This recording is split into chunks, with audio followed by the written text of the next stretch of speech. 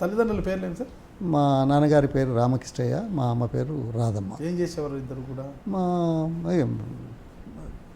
మా అదే నాన్నగారు ఏదో పెద్ద బాల శిక్ష చదివాడు.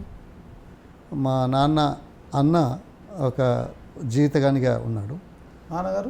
నాన్నగారు అదే చెప్తున్నాను, పెద్ద బాల శిక్ష చదివాడు కాబట్టి, చదువుకున్నవాడిగా గుర్తించబడ్డాడు కాబట్టి ఆ ఊళ్ళో ఉన్న దొరవారి దగ్గర గుమస్తాగా చేరాడు. ఓకే, పెద్దవాళ్ళ శిక్ష చదివాడు కాబట్టి. అమ్మగారు మామూలు ఏదో ప్రైమరీ స్కూల్ కూడా చదివినట్లేదు, కానీ హౌస్ వైఫ్. లేదు 94లో చనిపోయారు. అమ్మగారి పేరు అదే రాధమ్మ. మీరు ఎంతమంది సంతానం సార్ వాళ్ళకి? మేము నలుగురము, 3 అన్నదమ్ములం, ఒక చెల్లె, నేను రెండోవాడిని. మా అన్నయ్య ఇది హై స్కూల్ చదివిన తర్వాత ఆ రోజు టీచర్గా చేరాడు. తర్వాత నేనేమో ఈ హై స్కూలు, ఇంజనీరింగ్ ఇదో చరిత్ర, అమెరికా మళ్ళీ రావడం అదొకటి. మా చెల్లెలు హై స్కూల్ చదివింది, టీచర్గా చేరింది. రిటైర్ అయ్యే ముందు ఆ స్థానిక అంశాల మీద ముల్కనూరులో తనైతే గెలుస్తుందని ఎంపీటీసీగా అక్కడి స్థానిక నాయకులు అవకాశం కల్పిస్తే గెలిచి ఎంపీపీగా 5 సంవత్సరాలు ఉన్నారు. మీ తమ్ముడు ఏం చేస్తారు సార్? తమ్ముడు వ్యాపారం చేస్తాడు.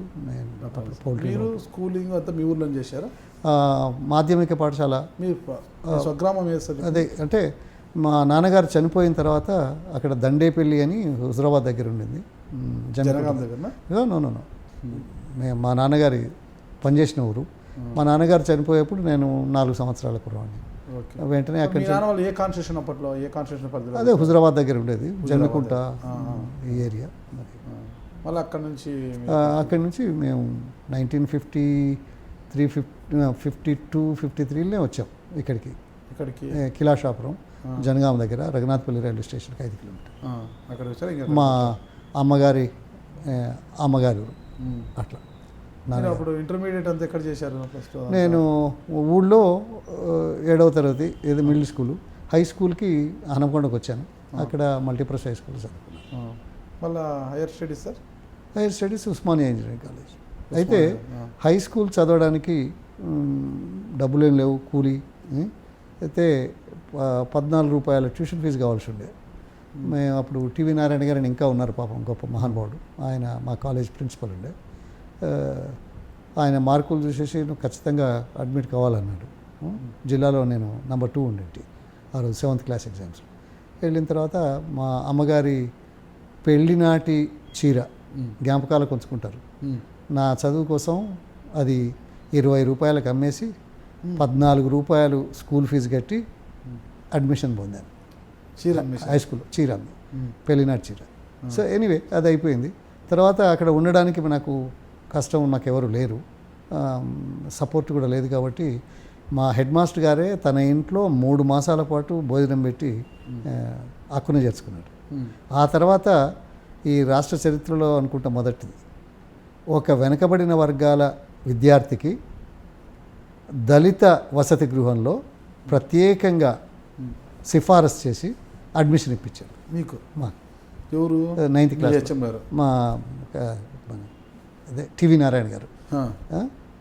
వారు తర్వాత ప్లానింగ్ కమిషన్ మెంబర్ అయినాడు. ఇదంతా మన ఇది ఇక్కడ పబ్లిక్ సర్వీస్ కమిషన్ మెంబర్ అయినారు. చాలా ఉన్నత పదవులు అందించారు. ఈ వాజ్ అదే మన పొలిటికల్గా వారి భార్య మన డిప్యూటీ స్పీకర్గా ఉండింది. హై స్కూల్ అంతా ఎక్కడ చేశారు? అదే హై స్కూల్ అంతా హనంకొండలో. తర్వాత ఇంజనీరింగ్కి మాత్రం ఇక్కడికి వచ్చాను, ఉస్మానియా. 10th నుంచి మధ్యలో +2 అప్పుడు ఉంటుంది. అప్పుడు 10+ కాదు, ఇది మల్టీపర్పస్ అని బహుళార్థ సాధక పాఠశాల. 9, 10, 11, 12 ఈక్వలెంట్ ఇంటర్మీడియట్ సిస్టమ్. సో 12 తర్వాత డైరెక్ట్గా ఇంజనీరింగ్ అడ్మిషన్. ఇంజనీరింగ్ చేశారు. ఏ బ్రాంచ్ చేస్తారు? నేను మెకానికల్ ఇంజనీరింగ్ 1963లో మొట్టమొదటిసారి హైదరాబాద్ రావడానికి కారణం ఇంజనీరింగ్లో అడ్మిషన్ తీసుకోవడానికి, అప్లికేషన్ తీసుకోవడానికి. అప్పటిదాకా మా ఊరు హనంకొండ తప్ప నేను ఎక్కడ తిరిగింది లేదు. ఎలా ఉండింది హైదరాబాద్కి వచ్చినప్పుడు? వచ్చాము, ఉస్మానియా యూనివర్సిటీ ఆ బిల్డింగ్ చూసి మహోన్నతమైంది, న్యాచురల్లీ ఇప్పటికీ చారిత్రాత్మకం. ఆ ఫీలింగ్ వేరే ఉంటుంది కదా. ఏదో పూరి గుడిసెల నుంచి తినడానికి తిండి లేనివాడుగా అనుభవించిన వాడు భాగ్యనగరంలో అడుగుపెట్టి ఉస్మానియా విశ్వవిద్యాలయ ప్రాంగణంలో ఆ భవనాలు చూస్తే జీవితంలో ఇలాంటి వాటికి రాగలిగామా అని అనిపించింది, వీటిని చూడగలిగామా అనిపించింది. సరే అదొకటి. మరి ఈ అడ్మిషన్ రావడానికి కారణం ఏంటి అంటే చదువుకోవాలని తపన ఉంది, కానీ ఆర్థికంగా లేదు. కానీ మాకు ఒక మంచి పని కలిగింది. నేను ఆ తర్వాత హాస్టల్లో ఉన్నానని చెప్పాను కదా, అది ప్రాబ్లం లేదు. ఇక్కడ మాత్రం స్కాలర్షిప్ వచ్చింది, నేను హాస్టల్లో ఉన్నాను, సరిపోయింది. 12th వరకు, 12 వరకు. ఇంజనీరింగ్ కావాలంటే 374 రూపాయల అడ్మిషన్ ఫీజు కట్టాలి. 374 రూపాయలు అంటే ఆ రోజుల్లో చాలా ఎక్కువ డబ్బు, చాలా ఎక్కువ డబ్బు. 2 అణాలు 3 అణాలు 4 అణాలు కూలీగా ఉన్న రోజుల్లో 374 రూపాయలు ఎంత పెద్ద అమౌంటో ఆలోచిస్తే అర్థమవుతుంది. అంతే కదా. అయితే దానికంటే ముందు మేము 12వ తరగతిలో ఉండగానే ఎంసీ చాగ్లా కేంద్ర విద్యాశాఖ మంత్రిగా ఉన్నారు. ఎంసీ చాగ్లా గొప్ప నేను ఇంటలెక్చువల్ టైప్ లేదు బాగా. ఆయన ఒక స్కీమ్ పెట్టాడు. ఈ అంతగా సంపన్న కుటుంబాల నుంచి రాని వాళ్ళు, అంతగా డబ్బు లేని వాళ్ళకి కేంద్ర ప్రభుత్వం ఒక నేషనల్ లోన్ స్కాలర్షిప్ అనే స్కీమ్ పెట్టాడు. Loan scholarship, national loan scholarship ఆ రోజుల్లో ప్రకటించి ప్రతి జిల్లాలో, అంటే మా వరంగల్ జిల్లాలో మా రిజల్ట్స్ రాకముందే, 12వ తరగతి ఫలితాలు రాకముందే ఇంజనీరింగ్ చదవడానికి నేను ఇంకా కొంతమంది అర్హులు, వాళ్ళకి స్కాలర్షిప్ అర్హులు అని పెట్టి పేపర్లో ప్రకటించారు. ఏ పేపర్లో సార్? ఆ రోజు తెలుగు పేపర్లో అంటే మేము దరఖాస్తు చేయలేదు, ఎలిజిబిలిటీ ఈ వరంగల్ నుంచి వీళ్ళకు ఉంది అనేది, ఈ స్కాలర్షిప్కు యోగ్యులు అనేది ప్రకటించారు. అంటే యూ కెన్ ఇమాజిన్, కేంద్ర ప్రభుత్వము ఆయన ప్రవేశపెట్టిన పథకంలో భాగంగా నాలాంటి వాటికి అర్హుడని తెలిసిన తర్వాత ఇంజనీరింగ్ చదవకపోవడానికి ఆస్కారం లేదు. అయితే ఈ విషయం మా గ్రామంలో కొద్దిగా చైతన్యవంతులైన వాళ్ళు కాబట్టి, లైబ్రరీలో ఉన్న వాళ్ళంతా ఎంతో అంత చదువుకున్న వాళ్ళు కాబట్టి, రామ్ శర్మ గారని మాకు ఆశీర్వదించి, మా ఊళ్ళో వైశ్యుడు ట్రేడర్ వ్యాపారస్తుడు అతన్ని చెప్పి, నో ఆయనకు 970 వస్తున్నాయి, నీ డబ్బుకేం సమస్య ఉండదు అని చెప్పి 400 రూపాయలు అప్పిప్పించాడు ఇంట్రెస్ట్కి. ఉన్న చిన్న పెంకుటిల్లు మార్టిగేజ్ చేశాం. సో 6 నెలల తర్వాత నా స్కాలర్షిప్ నాకు వచ్చింది. 970 రూపాయలు ఆ రోజుల్లో చాలా ఎక్కువ అమౌంట్. సరే ఈ లోన్ ఇచ్చాము, అంతా అయిపోయింది అనుకోండి. కానీ మొదటి సంవత్సరం ఉండడానికి ఇబ్బందిగా ఉండేది, డబ్బు లేదు. 374 రూపాయలు ఇచ్చాము, ఇంకా మిగిలింది 26 రూపాయలు. నేను యూనివర్సిటీ హాస్టల్లో ఉండలేను, బయట ఉండలేను. మా దూర బంధువులు 370 మీకు వచ్చేది 900 చిల్లర కదా. 900 ఎప్పుడో జనవరి ఫిబ్రవరిలో వస్తుంది, మనం చదివేది జూన్ నుంచి చదవాలి, అది మర్చిపోతున్నారు. అంతే కదా మొదలు. అయితే నేను మా దూర బంధువులు ఇక్కడ ముషిరాబాద్లో ఉండేవాళ్ళు, బూలక్పూర్లో. ఆయన పెద్ద కుటుంబం, ఏదో మా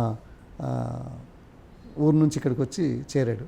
14 మంది సంతానం, భార్య భర్త, ఒక 300 ఫీట్లు 350 ఫీట్ల అద్దె గృహం ఇంతమందికి. నన్ను చూసి, నా రికార్డు చూసి, రే మనవాడు చదువుకోవాలి కాబట్టి ఇక నీకు హాస్టల్ పోయే స్కాలర్షిప్ వచ్చేంత వరకు మా దగ్గరే ఉండు అని అక్కడ ఉంటే, రోజు పొద్దున 14 మందిలో మీరు నేను ఒకటి 15వ వాడిని. అక్కడి నుంచి యూనివర్సిటీ ఇంజనీరింగ్ కాలేజీ వరకు ఉదయం ఇంత టిఫిన్ తిని, ఇంత మా అత్తమ్మ కట్టించేది లంచ్, స్టెయిన్లెస్ స్టీల్ గిన్నెలు ఉండేది చూడు, వెనకటికి అందరు పట్టుకుపోయేది.